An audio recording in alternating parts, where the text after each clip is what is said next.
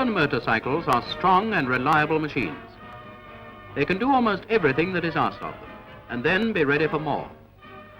But like every other machine, they must be looked after. In other words, methodical and careful maintenance is the only way to keep them in condition to meet unfailingly the varying conditions and the ruthless demands of war. Sometimes a hard day in the field leaves riders so tired that they want rest more than anything else. But as in pre-mechanized days, riders would attend their horses before themselves, so must motorcyclists attend their wheeled steeds and have them ready for the next day or any sudden emergency. There are vital things on a motorcycle that must be constantly done or checked in this daily inspection. But before a start can be made, the machine must be cleaned. Dirt may hide faults.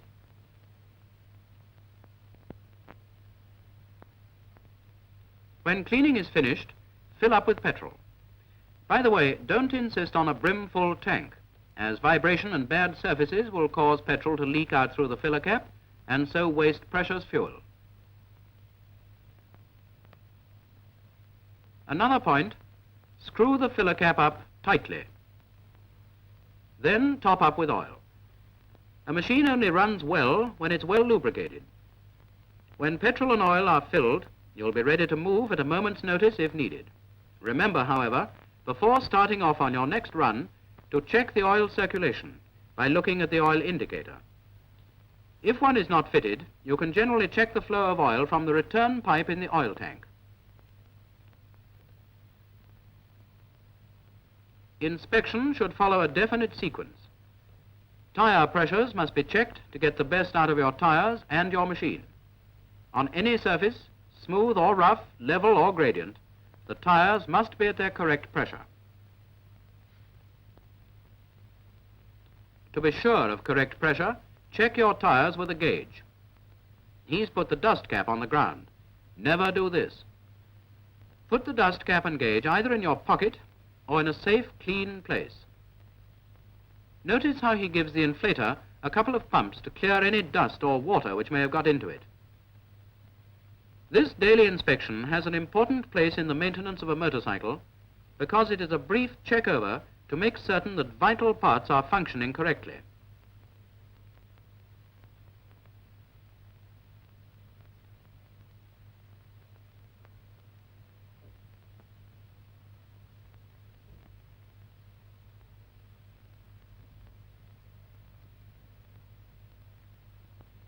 Now the lights.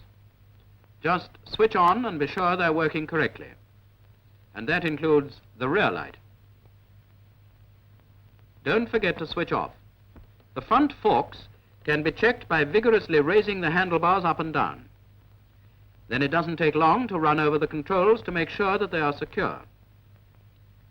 And look at the Bowden cables for fraying and the possibility of rust. After the handlebars, check over the machine for general security. Such parts as mudguards can be tested in a simple manner. Any looseness will be immediately apparent. The rear chain is the final drive that makes the wheels go round, so check its tension and the spring clip. Since the chain is partially exposed to the elements, lubricate it. Some machines have automatic lubrication, but it is often advisable to augment this with the oil can. It is most important to check over the tools. You never know when you may need them. Then there's the puncture repair outfit. See that it's all present and correct.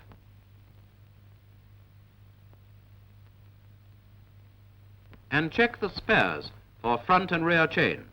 A missing link makes a chain useless. Pack your tools away carefully and securely. Many have been known to fall by the way. You see, it's not a long job. It does mean that you can put your machine away confident that it is ready for your next run. The daily inspection can cover only a small percentage of the parts that must be checked and adjusted. So a system has been devised by which the complete machine is thoroughly inspected every week.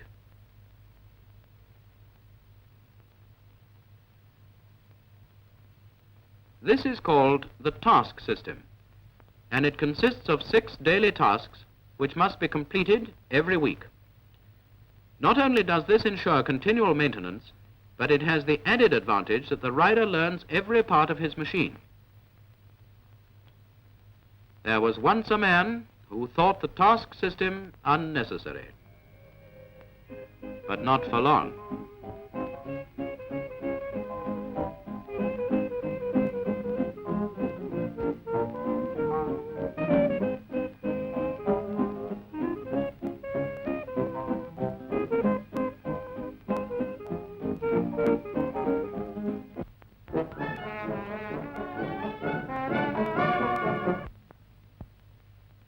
Each task contains a number of definite jobs. For instance, task number 1 is connected with the engine.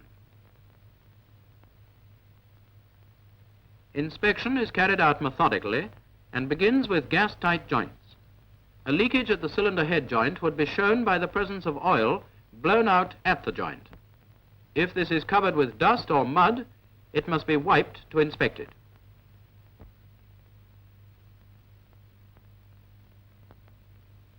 And you must inspect it on both sides.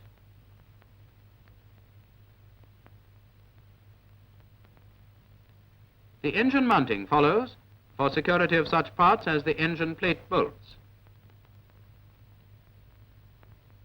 and crankcase bolts. Be careful not to use too much force on any bolts. Continual over-tightening will stretch them.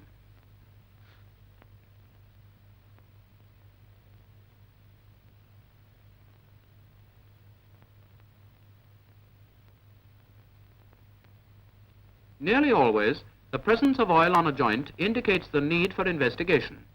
This magneto chain case showed a leakage. An inspection reveals a loose screw.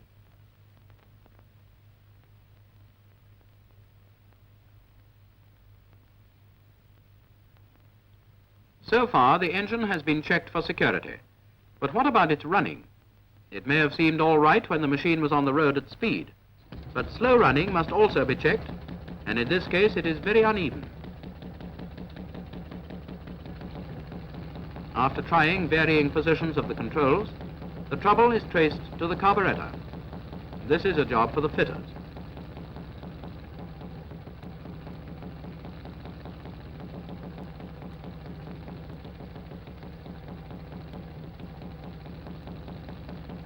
This is how it should have sounded.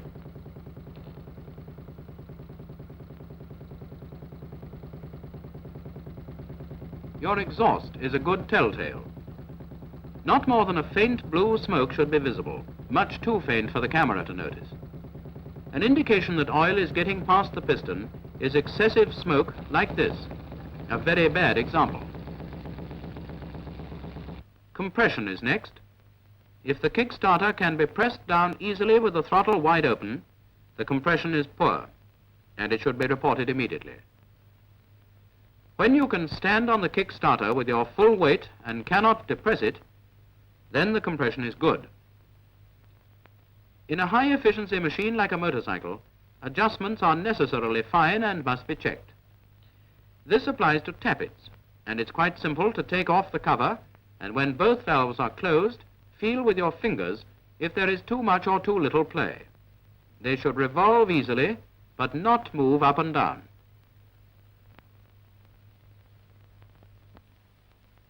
Now let's have a look at task number 2, which deals with engine, lubricating system, and fuel system. If the bolt on a rifle becomes stiff in action, or even jams, it's 100 to 1 that it either hasn't been oiled or the oil is dirty. It only runs smoothly if it is clean and lubricated. The moral is, keep your oil topped up and feel it to test its quality.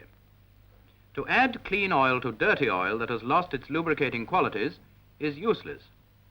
Apart from the scheduled change, test the oil regularly and change it before, if necessary. It is not much use having nice, clean oil if it's going to leak out. So see that the crankcase plug is secure and the oil unions. The best way to spot a leak here is to keep them clean. Then you can see immediately if oil is being lost.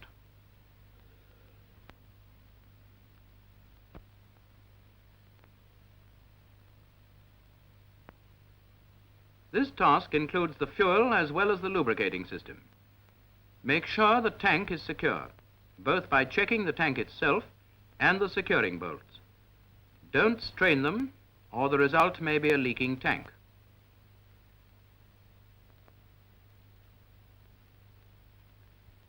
Then the carburetor. See that it is secure on the cylinder and that the float chamber is tight onto the mixing chamber. Finally, see that the carburetor is upright, and at the same time examine for leaks. If you see it dripping, then there is something radically wrong and it must be reported immediately. It's very simple to test for leaks at the petrol tap. If your finger is dry, then obviously the tap is also dry. The same simple test does for petrol pipe unions. Petrol pipes, both flexible and metal, must be checked for chafing and kinks. This one is rubber and has worn against the dynamo strap, and as the damage is severe, it must be changed.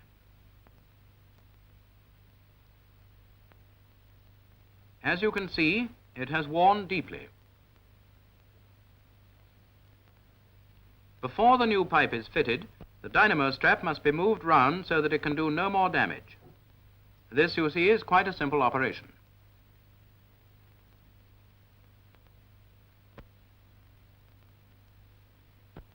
While the new petrol pipe is being fitted, don't forget that there are oil pipes, sometimes flexible, sometimes metal, which must be regularly inspected in the same way as this petrol pipe.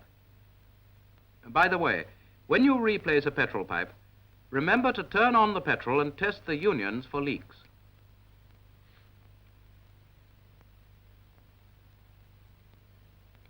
That's all right. Nothing difficult about that task. The next, number 3, deals with the ignition system, sparking plugs, charging system, and battery. Here is the mag dyno that produces the spark, that explodes the mixture, that pushes the piston, that revolves the main shaft, that drives the chain, that turns the wheel. Whew. Start by seeing that the mag dyno is securely on its mounting.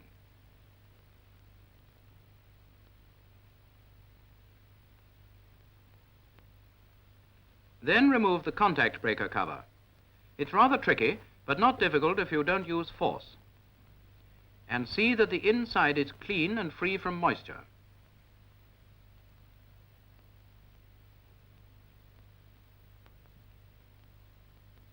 A correct spark depends upon the operation of the contact breaker, which you can see moving round, and the points opening. It is when they open that the spark occurs in the sparking plug. The correct gap is therefore vital and should be checked with a feeler gauge attached to the magneto spanner.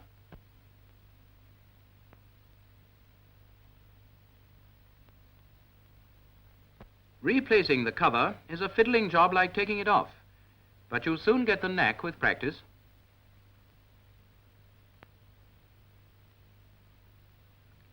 From the mag, the spark is carried to the plug by a high-tension wire which runs near the cylinder.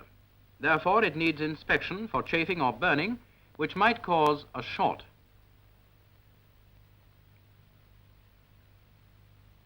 Having arrived at the plug, our task number 3 says, examine it. It's sparks, not shorts, that engines require. The insulation must be clean because dirty porcelain may cause a short circuit.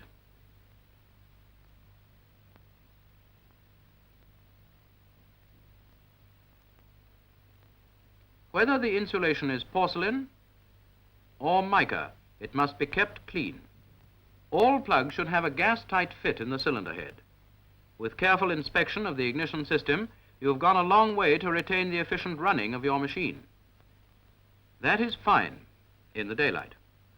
But when you're riding at night, efficient lighting is just as essential. So the battery must be kept charged and in good condition. After all, the battery of a motorcycle receives the same jolts as the machine itself. All the more reason, therefore, that it should be secure and kept clean and topped up.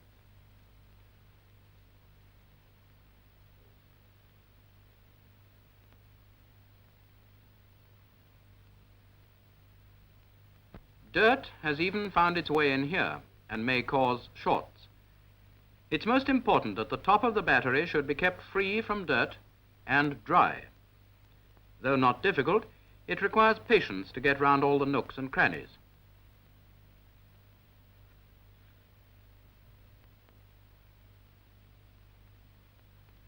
Top up with distilled water, not tap water or water from a metal container. It needs sufficient to cover the plates 1/4 of an inch only. More than this may be spilt by a vibration and road shocks. Before replacing the plugs, make sure that the vent holes are clear so that the gases generated in the battery can escape.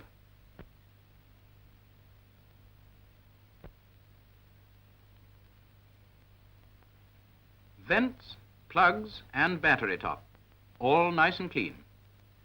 Now the terminal should be checked for security and corrosion. This is as important as it is simple. Finally, smear the terminals well with Vaseline or lanolene to prevent corrosion. If neither is available, then clean the terminals frequently with a dry rag. When the cover is replaced, it must fit properly. As you've seen, dirt, like love, will find a way, and under the best conditions. So don't make its entrance easier by having a badly fitting cover. Make sure that the battery is firm in its cradle. The motorcycle will give it enough jolting, so don't let it suffer a secondary jerking by its being insecurely held.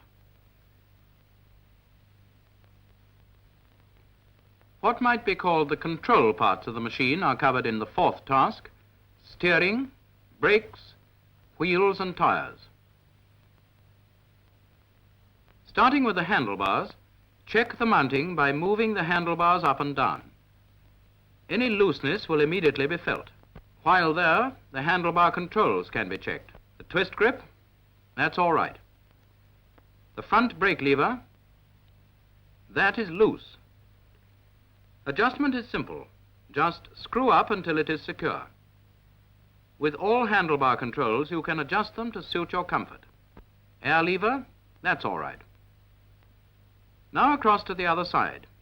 Ignition lever, exhaust valve lifter, and clutch lever.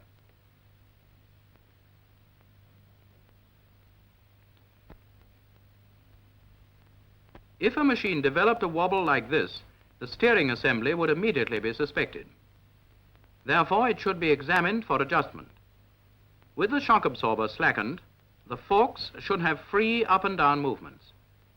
Then, by holding the fork link and girder with one hand and rocking with the other, any side play can immediately be felt.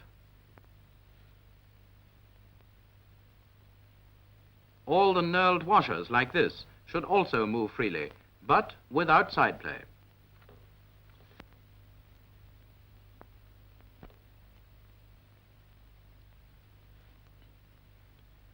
Now for the main spring. A weak spring like this shows itself by throwing the fork links well out of horizontal. If the tension is correct, the fork links should be almost horizontal.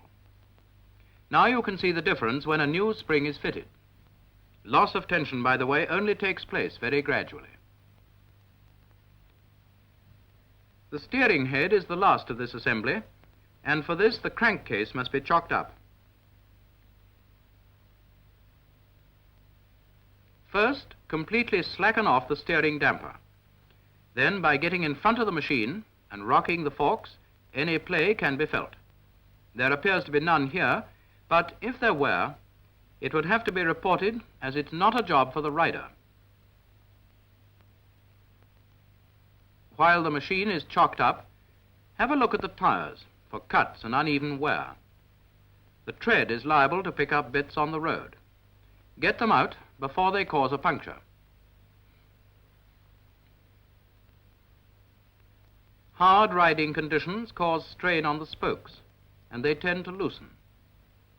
They should therefore be regularly checked, and any loose spokes must be reported. Don't forget, there are spokes on both sides of the wheel.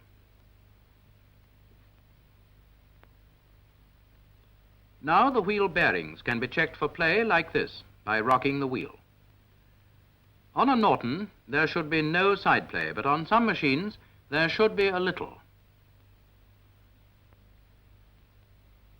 To check the front brake, spin the wheel and press the brake lever. If it nearly touches the handlebar, it needs adjusting. The adjustment is quite simple, but keep the wheel spinning to make sure that the brake isn't binding.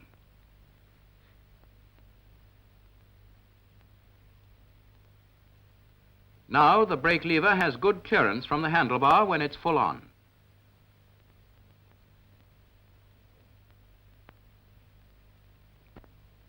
With the rear brake, the pedal should be at a comfortable height in conjunction with the footrest. This is much too high.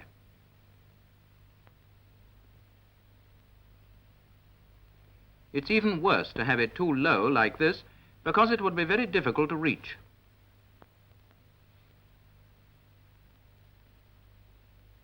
Generally, it should be approximately level with the footrest, like this.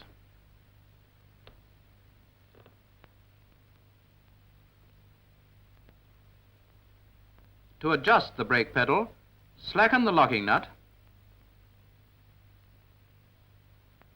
and to lower it, unscrew the stop until the pedal is in the required position. To raise the pedal, you would naturally screw in the stop. Then tighten the locking nut, and your adjustment is complete.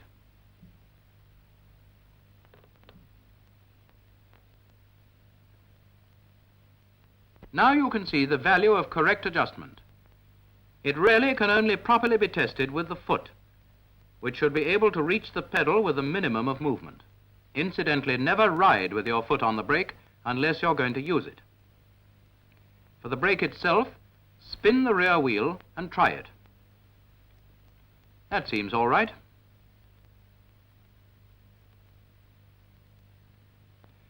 Nobody likes this sort of thing to happen. The front forks are not working, and he's having a most uncomfortable ride. Seized fork spindles are the cause, probably through lack of lubrication.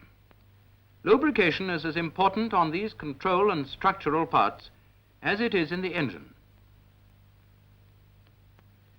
Now you can see how the well-lubricated and adjusted forks absorb the shocks of the uneven ground and give the rider much greater control of his machine.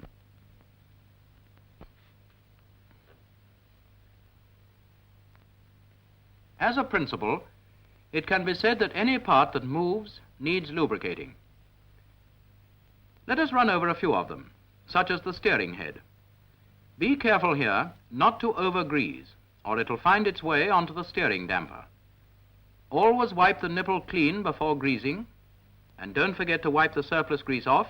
It only collects dust. That was the steering head. Now the spindles. And there are 6 nipples to ensure that they receive sufficient lubrication.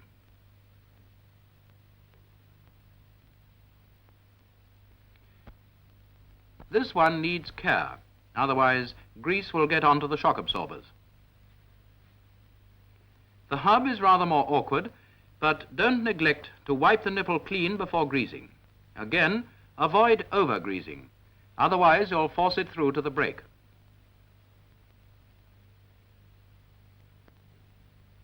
The hub is filled in order to grease the bearings which are on each side. This cutaway model shows a correctly packed hub. Some motorcycle hubs cannot be greased with a gun and have to be dismantled and the bearings packed by hand. The filthy condition of this bearing is the result of mud and water getting in, and no amount of greasing can remedy the damage. So, periodically, the hub should be dismantled, cleaned, and repacked. When mud gets into a bearing, it acts as a grinder, with this result: badly worn and with considerable side play. This is how a bearing should look and behave. Easy to revolve, but without any play.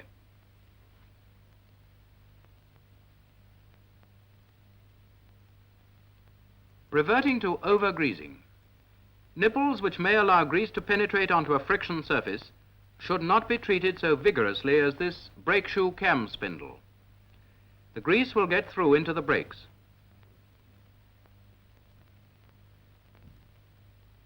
The wheel, revolving, will spread it onto the linings and render the brakes useless. For general lubrication, the oil can should be used intelligently, neither sparingly nor liberally.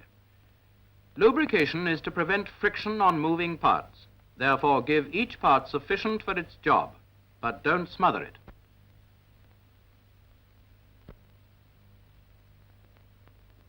The lubrication of the handlebar controls and Bowden cables, if done correctly with the finger directing the oil, allows just the right amount for free working and protection from rust.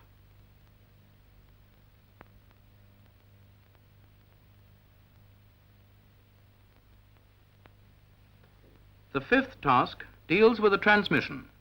This includes the primary chain, clutch, gearbox, and rear chain. If you want your machine to run smoothly, the transmission must be smooth. The power of the engine must be transmitted to the rear wheel with the greatest amount of efficiency. Starting at the front, the clutch lever should have free movement. This one is too tight, and the result is a slipping clutch. You'll see that the rider has opened his throttle without any increase of speed. The clutch cable, being badly adjusted, does not allow the clutch plates to close and grip firmly. Now you see the difference.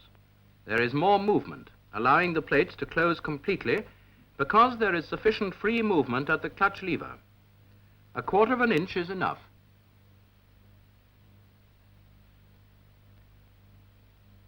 With the gearbox, normal running would probably indicate any fault, so lubricate it with the correct grade of oil. Thick oil may cover the filler hole and cause an airlock. Using the oil can prevents this. As power is transmitted from the engine to the gearbox by the primary chain, this chain is vital. Correct tension is most important, and the method of testing it is to feel the adjustment through the inspection hole. Turn over the engine with the kickstarter and test the chain at several different points.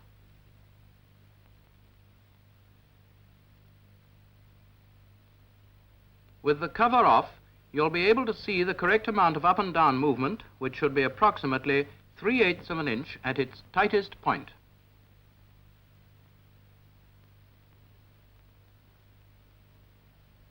The primary chain runs in an oil bath, and near the bottom of the case is a level plug which should be removed before topping up. The procedure is to top up with M220 oil until it overflows through the oil level hole.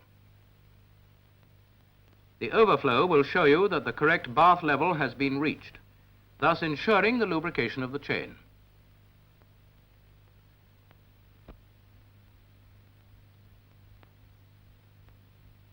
When replacing the plug, be careful not to over-tighten and damage the washer.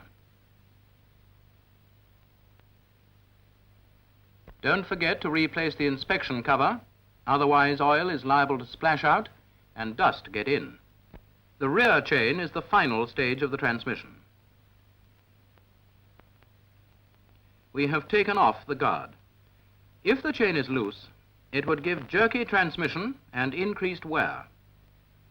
This chain is obviously in need of adjustment.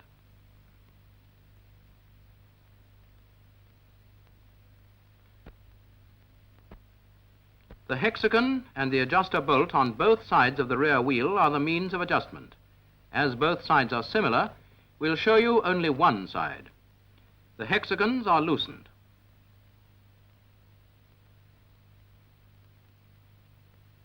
The locking nut on the adjuster bolt is slackened, and the adjuster bolt is screwed in and the turns noted until the wheel has moved far enough back to take up the slack in the chain. The correct amount of up and down movement, about 3/4 inch, is taken midway between the gearbox and rear wheel sprockets and at the tightest point of the chain.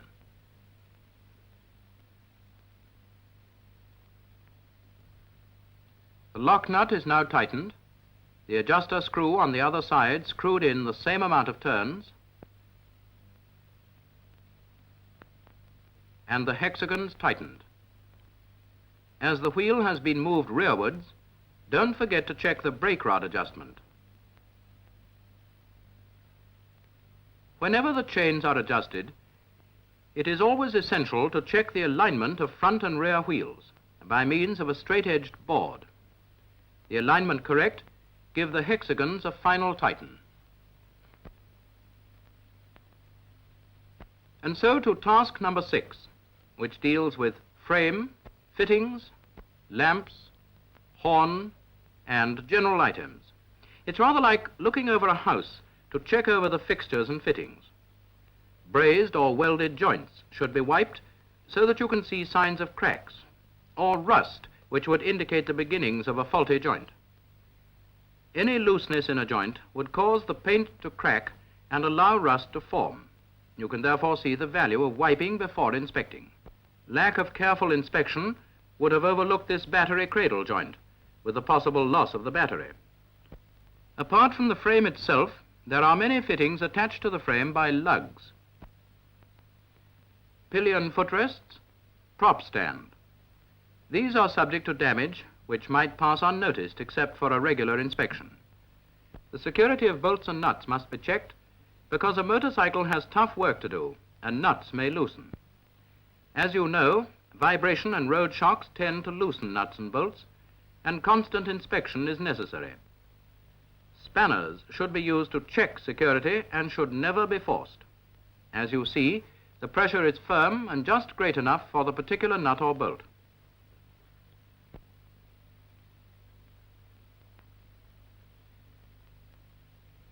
A cylinder head nut stands up to considerable force, but using the same force on a petrol union may cause considerable damage, such as this.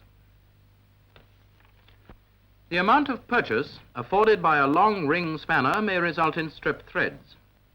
This ring spanner, though of small gauge, is long and can soon cause irreparable damage to threads.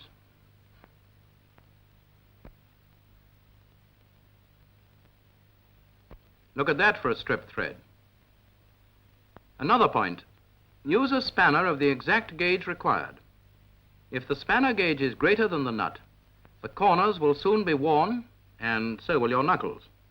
In addition, the correct spanner should be used for each job. For instance, these two spanners fit the same size nuts.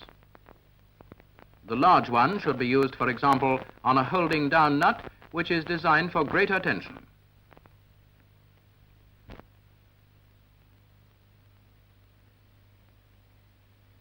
The smaller spanner would naturally be used, say, on a union where there is less tension. You should be able to feel the tightness of a nut or union. The basic principle of tightening or adjusting is the intelligent use of tools. There are a host of hints and tips which you will learn from your instructor or by experience, and many of them will add considerably to the comfort of your journeys, as for instance, the correct way to adjust your shock absorbers.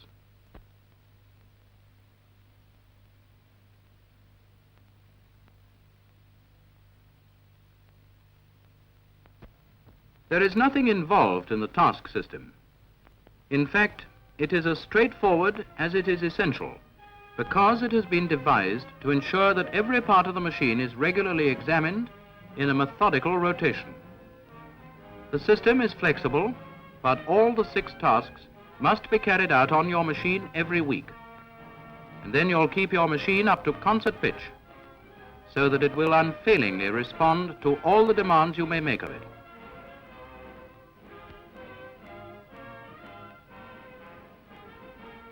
Motorcyclists are cheerful folk, at least those who, through regular maintenance, keep their machines in fine fettle. Theirs are the smiles of men who know their tasks, but above all, carry them out.